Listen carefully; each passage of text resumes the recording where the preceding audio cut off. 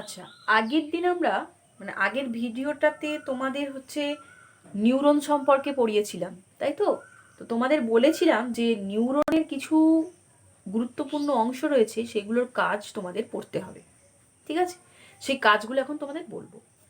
তো প্রথমে বলবো নিউরিলেমা। নিউরিলেমা নিউরিলেমা কি তোমরা এটা আগেই জেনে গেছো। নিউরিলেমা কি? নিউরিলেমাটা হচ্ছে, আমরা যে নিউরন পড়েছি, নিউরনের দুটো অংশ ছিল। কি কি? দীর্ঘ প্রবর্ধক আর ক্ষুদ্র প্রবর্ধক। আর কি ছিল? কোষদেহ। তো আমি প্রবর্ধকের কথা বলছি। প্রবর্ধকের দীর্ঘ প্রবর্ধকটা কি ছিল? অ্যাকশন। ঠিক আছে? তো সেই অ্যাকশনের সব থেকে বাইরের আবরণ, তার নাম হচ্ছে নিউরিলেমা। ওকে? তো এই নিউরিলেমার কি কাজ? নিউরিলেমার কাজটা আমি তোমাদের বলছি, তোমরা মুখস্থ করবে এটা। নিউরিলেমার কাজ হচ্ছে স্নায়ুতন্তু বা নিউরনকে কি করে? বাইরের আঘাত থেকে রক্ষা করে। বাইরের আঘাত থেকে রক্ষা করে।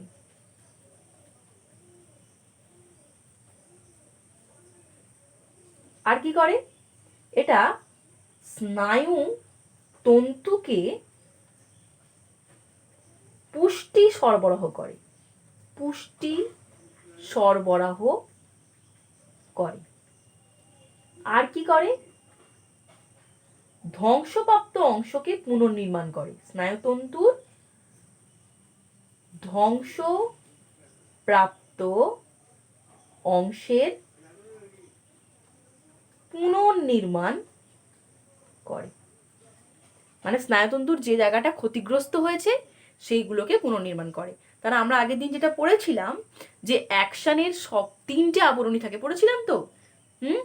কি কি আবরণী পড়েছিলাম? অ্যাক্সোলেমা, মায়োলিন সিদ আর নিউরিলেমা। নিউরিলেমাটা কি ছিল? সবচেয়ে বাইরের আবরণী। ওটা কি করে? স্নায়ুতন্তু বা নিউরনের যে অ্যাকশন পার্টটা রয়েছে সেটাকে বাইরের আঘাত থেকে রক্ষা করে, সেখানে পুষ্টি সরবরাহ করে, আর সেই জায়গাটার কোনো অংশ যদি ক্ষতিগ্রস্ত হয় তাহলে সেটার পুনর্নির্মাণে অংশগ্রহণ করে। বোঝা গেল? এরপর আমরা নেক্সট পড়বো মায়োলিন সিদ। মায়োলিন সিদ, এগুলো কিন্তু শুধু আমি কাজ লিখছি তোমাদের, ঠিক আছে? এগুলো তো 3টে কাজ লিখেছি। মায়োলিন সিদ কোনটা বলো?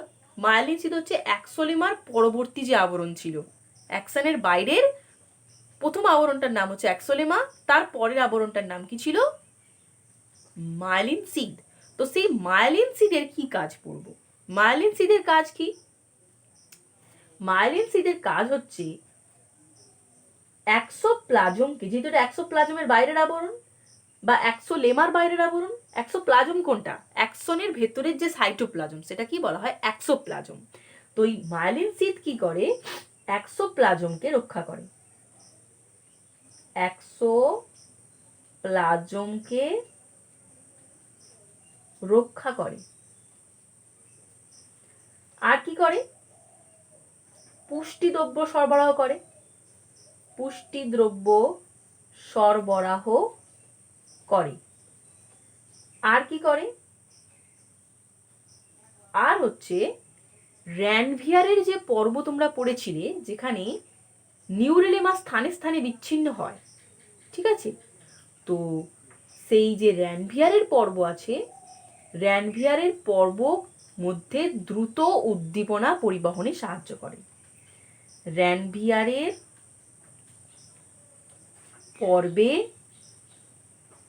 দ্রুত উদ্দীপনা পরিবহনে সাহায্য করে। এগুলো, এই কাজগুলো তোমাদের পড়তে হবে, ঠিক আছে? এরপর আমরা পড়ব র্যানভিয়ারের পর্বের কথা। র্যানভিয়ারের পর্ব তোমরা জানো, যেখানে নিউরিলেমা স্থানে স্থানে বিচ্ছিন্ন হয়ে গেছিল। মনে পড়ে সেই ছবিটা? এই যে এখানে ছিলাম, দেখো এখানে এটা অ্যাকচুয়ালি অ্যাকশন হয়, সেই অ্যাকশনের বাইরে এরকম কতগুলি আবরণ ছিল, ঠিক আছে? এইটা ছিল অ্যাক্সোলেমা, তার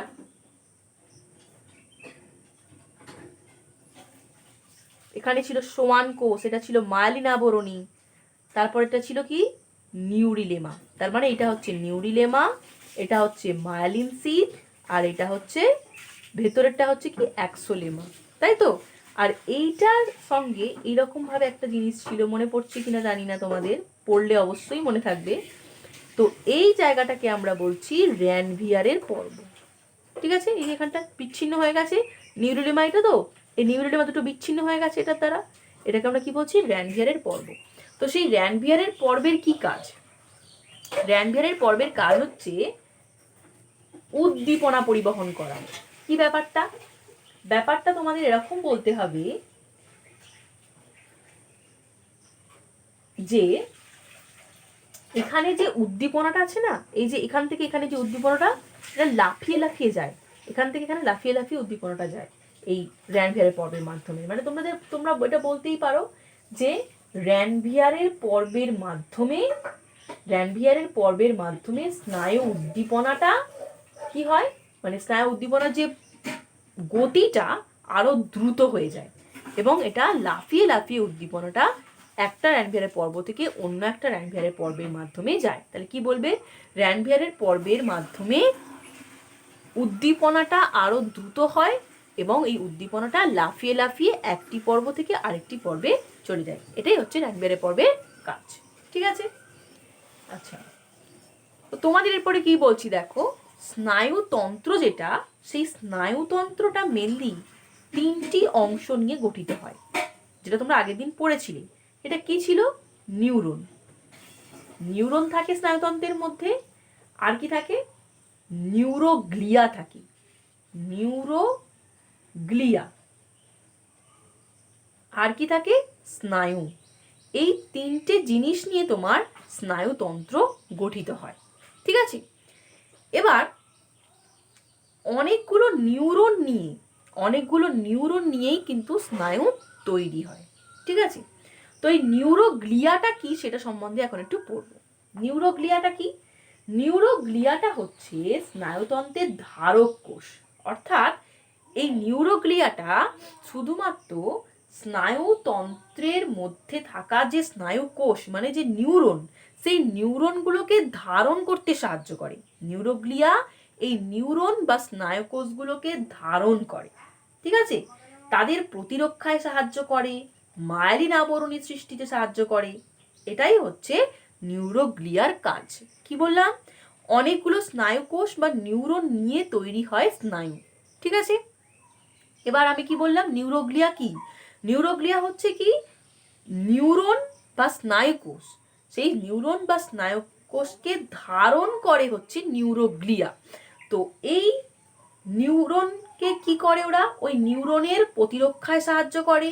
এর বাইরে যে মায়োলিন আবরণী থাকে তার প্রতিরক্ষায়, তাকে সৃষ্টি করতে সাহায্য করে এই নিউরোগ্লিয়া, ঠিক আছে।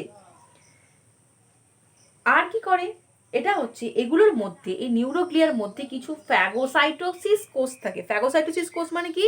যেই কোষগুলো হচ্ছে ব্যাকটেরিয়া বা জীবাণুগুলোকে ধ্বংস করতে পারে। তো সেই কোষগুলো থাকে, ফলে এরা কি করে, কোষগুলো থাকার ফলে এই কোষগুলো কি করে, কোষগুলো এই স্নায়ুতন্ত্রের মধ্যে যে জীবাণুগুলো প্রবেশ করে সেগুলোকে নষ্ট করে দেয়, ঠিক আছে। এবং রক্ত আর মস্তিষ্কের যে কাজ, তাতে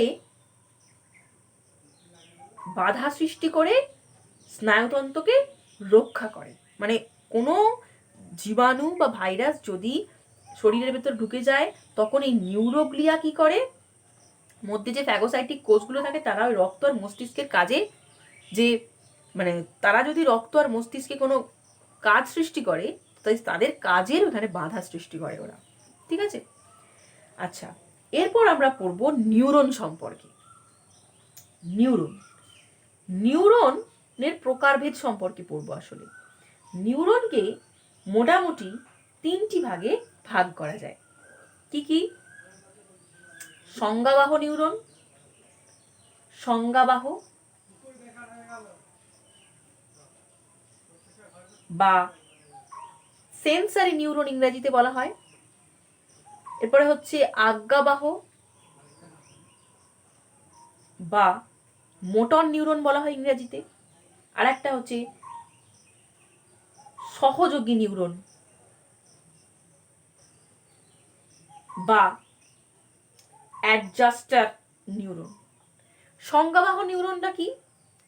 যে নিউরনগুলো গ্রাহক থেকে উদ্দীপনা কেন্দ্রীয় স্নায়ুতন্ত্রে নিয়ে যায়। আমরা যে আগের দিন স্নায়বিক পথ পড়েছিলাম, সেই স্নায়বিক পথে কথাটা বলা ছিল যে প্রথমে উদ্দীপনাটা কি হয়, প্রথমে উদ্দীপনাটা গ্রাহকের মাধ্যমে কেন্দ্রীয় স্নায়ুতন্ত্রে যায়, কেন্দ্রীয় স্নায়ুতন্ত্র থেকে তারপরে কোথায় যায়, কারক অঙ্গে। তারপরে যে সমস্ত নিউরনগুলো উদ্দীপনাটাকে গ্রাহক থেকে কেন্দ্রীয় স্নায়ুতন্ত্রে নিয়ে যাচ্ছে তারা হচ্ছে সংজ্ঞাবাহ নিউরন। আর যে নিউরনগুলো উদ্দীপনাটাকে কেন্দ্রীয় স্নায়ুতন্ত্র থেকে কারক অঙ্গে নিয়ে যাচ্ছে তারা হচ্ছে আজ্ঞাবাহ নিউরন। আর সহযোগী কারা? যে নিউরনগুলো সংজ্ঞাবাহ এবং আজ্ঞাবাহ দুটো নিউরনের মধ্যে সংযোগ তৈরি করতে পারে তারাই হচ্ছে সহযোগী নিউরন। বোঝা গেল? এবার যদি তোমাদের বলে যে নিউরন বা স্নায়ুকোষ, স্নায়ু ও স্নায়ুতন্ত্রের মধ্যে সম্পর্ক কি, তখন তোমরা কি বলবে? কি বলবে? আমরা জানি নিউরন বা স্নায়ুকোষ, অনেকগুলি নিউরন বা স্নায়ুকোষ নিয়ে তৈরি হয় স্নায়ু, আর অনেকগুলি স্নায়ু নিয়ে তৈরি হয় স্নায়ুতন্ত্র। ব্যাস, এটাই সম্পর্ক এদের মধ্যে। বোঝা গেল?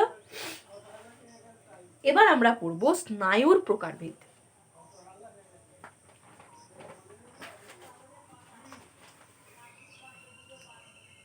স্নায়ুর প্রকারভেদ। স্নায়ুকে তার কাজ অনুযায়ী 3 ভাগে ভাগ করা যায়। কি কি? প্রথম ভাগ হচ্ছে অন্তর্বাহী স্নায়ু। অন্তর্বাহী স্নায়ুকে ইংরেজিতে কি বলা হয়? Afferent nerve. পরের ভাগটা হচ্ছে বহির্বাহী স্নায়ু। তার পরের ভাগটা হচ্ছে মিশ্র স্নায়ু। মিশ্র স্নায়ু। ঠিক আছে? তো অন্তর্বাহী স্নায়ু কোনগুলো? একই রকম অনেকটা, ওই যেমন সংজ্ঞাবাহ নিউরন পড়েছিল, যে স্নায়ুগুলো গ্রাহক থেকে উদ্দীপনা মস্তিষ্কে বা কেন্দ্রীয় স্নায়ুতন্ত্রে নিয়ে যায় তারাই হচ্ছে অন্তর্বাহী স্নায়ু। তো অন্তর্বাহী স্নায়ুর কতগুলো উদাহরণ পড়ে নেবে তোমরা। যেমন অপটিক স্নায়ু বা অপটিক নার্ভ। বহির্বাহী স্নায়ু কোনটা? যেমন তোমরা আজ্ঞাবাহ স্নায়ুটা পড়েছো, আজ্ঞাবাহ নিউরনটা যেমন পড়েছো তেমন। তাহলে কি বলবে? যে স্নায়ু উদ্দীপনাটা কেন্দ্রীয় স্নায়ুতন্ত্র বা মস্তিষ্ক থেকে কারক অঙ্গে নিয়ে যায় তারা হচ্ছে বহির্বাহী স্নায়ু। যেটা তোমরা আজ্ঞাবাহ নিউরন পড়েছো সেটাই। উদাহরণ কি হবে? উদাহরণ একটা হচ্ছে যেমন দি ট্রক্লিয়ার নার্ভ বা ট্রক্লিয়ার স্নায়ু। ট্রক্লিয়ার নার্ভ বা ট্রক্লিয়ার স্নায়ু। নেক্সট হচ্ছে মিশ্র স্নায়ু। মিশ্র স্নায়ু কোনটা? যেমন তোমরা সেই সহযোগী নিউরন পড়েছো সেরকমই। যে স্নায়ু অন্তর্বাহী এবং বহির্বাহী দুরকম স্নায়ু নিয়েই গঠিত হয় তাকে আমরা বলছি মিশ্র স্নায়ু। যেমন কি ভেগাস নার্ভ বা ভেগাস স্নায়ু, ভেগাস। ঠিক আছে? এরপরে নেক্সট আমরা পড়ব গ্যাংলিয়ন বা স্নায়ুগ্রন্থি। গ্যাংলিয়ন বা স্নায়ুগ্রন্থি।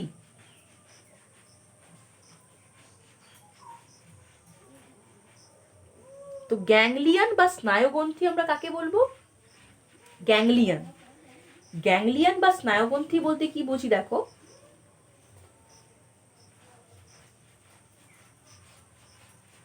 আমাদের যে স্নায়ুতন্ত্র রয়েছে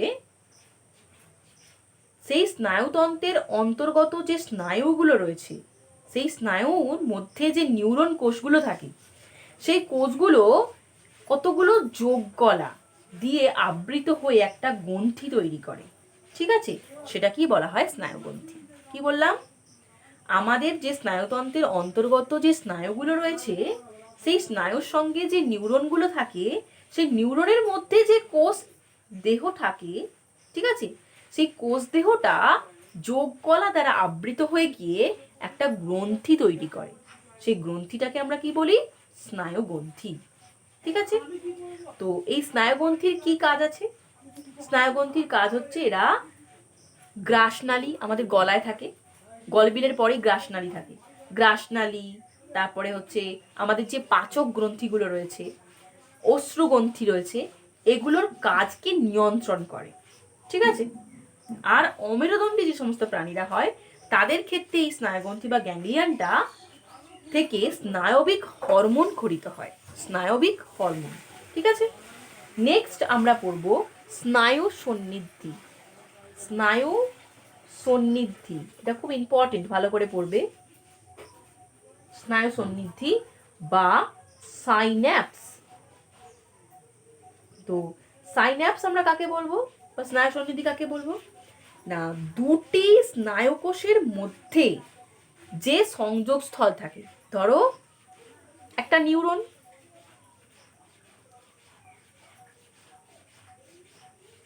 ধরো এটা একটা নিউরন,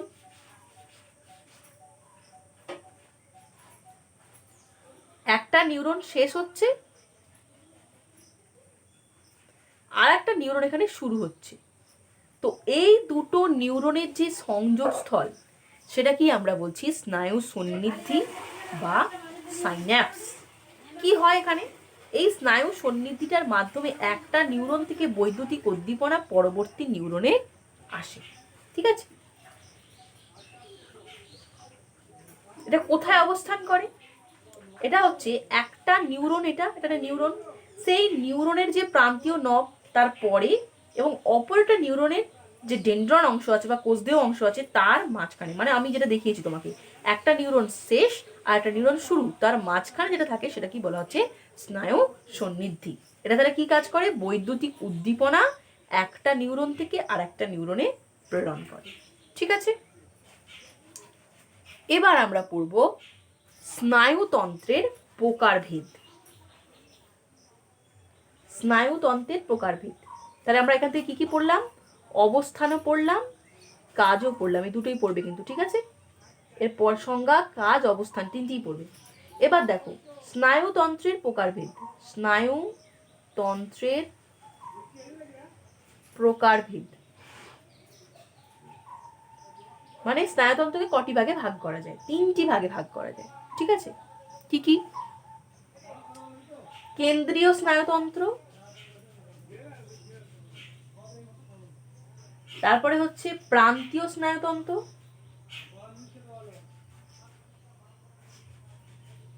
আর একটা হচ্ছে স্বয়ংক্রিয় স্নায়ুতন্ত্র।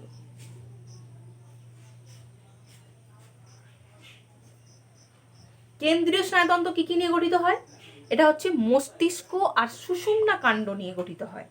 সুষুম্না কাণ্ডটা কোথায় থাকে? আমাদের যে পিছনের দিকে যে মেরুদণ্ড বা শিরদাঁড়া আছে, সেই শিরদাঁড়ার ভেতরে অবস্থিত। ঠিক আছে, এটা কি করে? এটা হচ্ছে আমাদের সুষুম্না কাণ্ড এবং মস্তিষ্কের সমস্ত কাজ নিয়ন্ত্রণ করে, এই কেন্দ্রীয় স্নায়ুতন্ত্র। এবারে আসছি প্রান্তীয় স্নায়ুতন্ত্র। তো প্রান্তীয় স্নায়ুতন্ত্র কোনটা?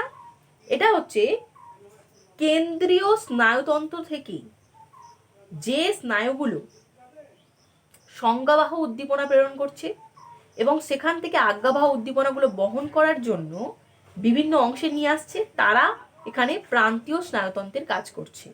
আর প্রান্তীয় স্নায়ুতন্ত্র কোনগুলো?